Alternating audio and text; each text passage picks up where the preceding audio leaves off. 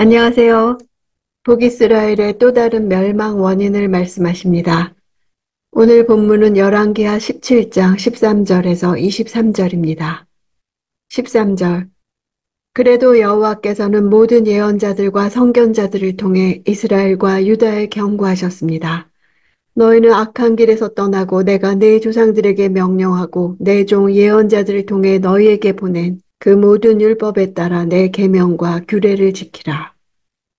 예언자들과 선견자들을 구분하는 것은 예언자는 말하다란 의미의 단어에서 파생된 말입니다.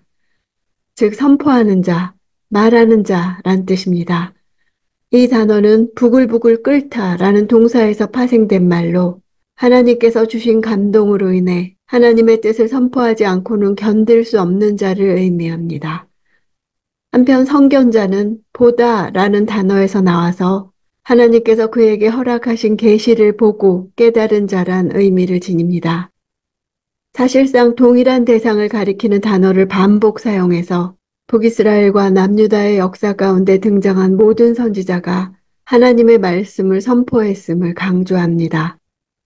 모든이란 표현은 하나님께서 한두 명의 선지자만을 보낸 것이 아니라 수많은 선지자를 보내어 멸망으로 치닫는 북이스라엘과 남유다에 당신의 말씀을 선포케 하신 것입니다. 성경에 이름이 명시된 선지자의 수요도 결코 적지 않으나 실제로 활동한 선지자는 이보다 훨씬 더 많았을 것입니다. 15절. 그들은 여호와의 규례와 여호와께서 그 조상들과 맺으신 그 언약과 그들을 향해 경고하신 말씀을 모두 거부했습니다. 그들은 우상들을 따라 스스로 우상 숭배자가 됐습니다. 여호와께서 그들에게 저들처럼 하지 말라고 명령하셨음에도 이웃 나라들을 따랐습니다. 하나님은 이미 이스라엘이 살아가야 할 삶의 근거로서 규례를 세우셨고 그 규례를 근거로 언약을 세우셨고 또 이스라엘이 언약을 떠날 때마다 경고의 말씀을 주셨습니다.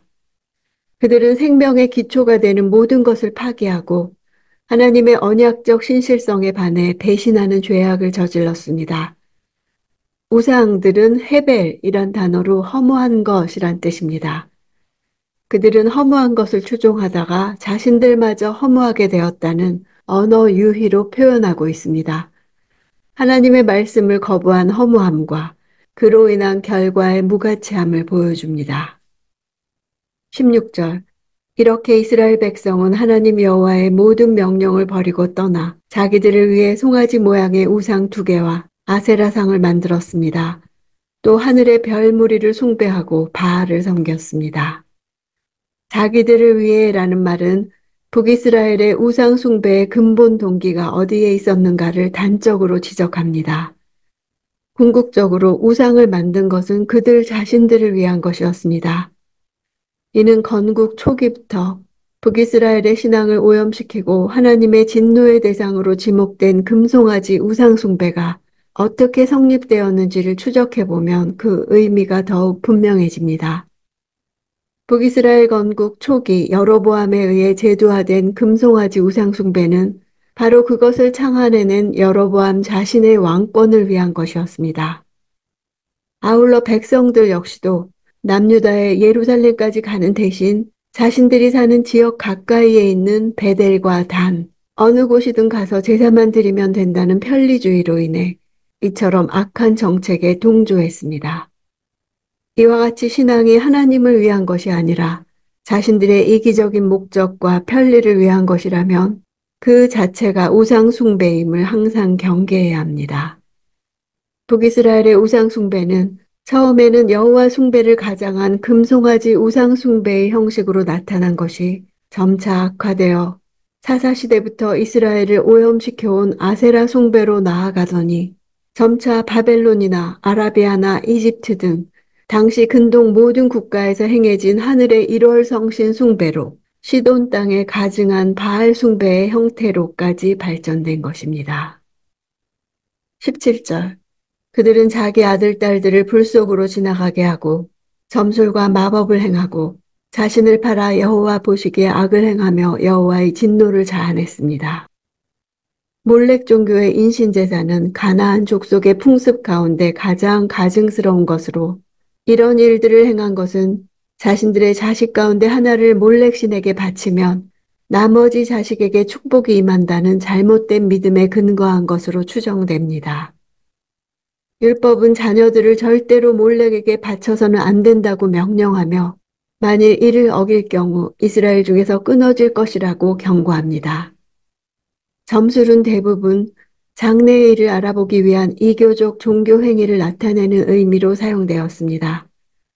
대개 신접한 자가 살을 흔들면서 가신들과 상의하거나 죽은 동물의 간을 조사하는 등의 방법을 통해 미래의 일을 점쳤던 것으로 추정됩니다. 점술은 미신적인 방법으로 세상사와 미래의 일을 알아보고 그것을 조종하려는 인간의 시도로서 역사의 주관자이신 하나님을 인정하지 않는 죄악된 행위입니다. 복술자들은 악한 영에 미혹된 우상 숭배자들이었습니다. 점술이 외부의 어떤 초자연적인 힘에 의존하여 미래의 일을 알고자 하는 시도에 강조점이 맞춰져 있다면 마법은 어떤 징후를 관찰하여 사태를 파악하는 내적인 능력에 강조점이 맞춰져 있습니다. 이 모든 일은 이교적인 것이며 하나님께서 율법을 통해 엄히 금하신 죄악된 행위입니다. 마법 행위는 아합과 이세벨을 통해 북이스라엘 가운데 광범위하게 확산된 것으로 보입니다. 마법이란 단어는 창세기에서 아담을 속여 범죄하게 한 뱀을 가리키는 단어로도 사용된 단어입니다. 이는 그 같은 행위를 저지르게 하는 배후 세력을 설명하는 것을 보여줍니다.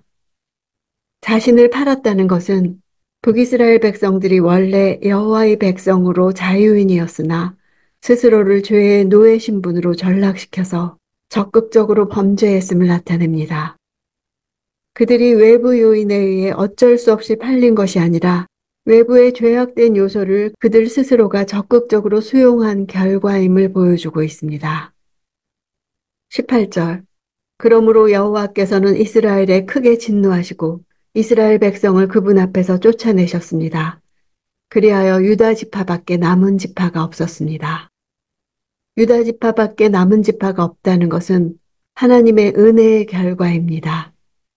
북이스라엘이 저지른 악행과 똑같은 악행을 저지르고도 남유다는 다윗과 맺은 언약을 기억하사 유예시키신 결과이기 때문입니다.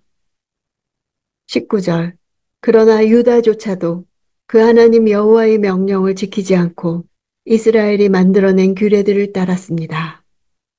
하나님의 자비로 남유다의 심판 집행이 유예된 상황에서도 여호와의 명령을 계속 지키지 않음으로 인해 남유다 역시 멸망하고 말 것을 선언하고 있습니다. 유다는 다윗 언약이 있기 때문에 결코 버림받지 않을 것이라 믿었습니다. 그러나 모든 언약은 결코 무조건적이고 무책임한 보호와 평안으로 약속된 바가 없습니다. 다윗의 집으로 대변되는 유다 백성들이라 해도 그들이 언약의 당사자인 하나님에 대한 성실을 저버린다면 언약의 수혜자가 될 수 없습니다. 다윗 언약의 기초인 시내산 언약과 신명기 언약을 파괴해버린 유다 백성들은 그것을 근거로 세워진 다윗 언약과 아무런 상관이 없는 이들이었습니다.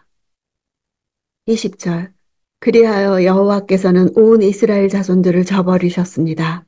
여호와께서 이스라엘 백성을 벌하셔서 약탈자의 손에 넘겨주어 그분 앞에서 쫓아내셨습니다. 온 이스라엘이란 북이스라엘과 남유다 모두를 지칭하는 것입니다. 여호와께서 이스라엘 족속을 버리신 결과가 세 가지 점층적 표현으로 제시되고 있습니다. 벌하셔서 넘겨주어 쫓아내셨다는 이러한 표현은 하나님께서 죄를 지은 당신의 백성을 심판하시더라도 단번에 심판하시지 않고 점층적으로 심판하심으로 그들에게 끝까지 회개의 기회를 주신다는 사실이 내포되어 있습니다. 회개하기만 하면 심판 중에라도 회복시켜 주신다는 의미 또한 포함되어 있는 것입니다. 여호와께서 쫓아내셨다는 말씀을 반복함으로 이스라엘의 멸망은 하나님께 대한 불순종의 징벌이라는 열왕기 저자의 신학은 하나님의 백성인 우리가 왜 망했을까라는 질문에 대한 답입니다. 이 시기에 타국에서 포로로 살고 있던 이스라엘 백성들은 왜 자신들이 이 자리까지 왔는지에 대한 신학적 물음을 가졌고, 열왕기 저자는 역사를 축복과 징벌이라는 신명기 언약의 관점에서 해석하면서 답을 주고 있는 것입니다. 이렇듯 신학이란 자신이 살고 있는 장소와 시간 속에서 제기되는 다양한 신학적 물음에 대답하기 위한 해석 작업입니다.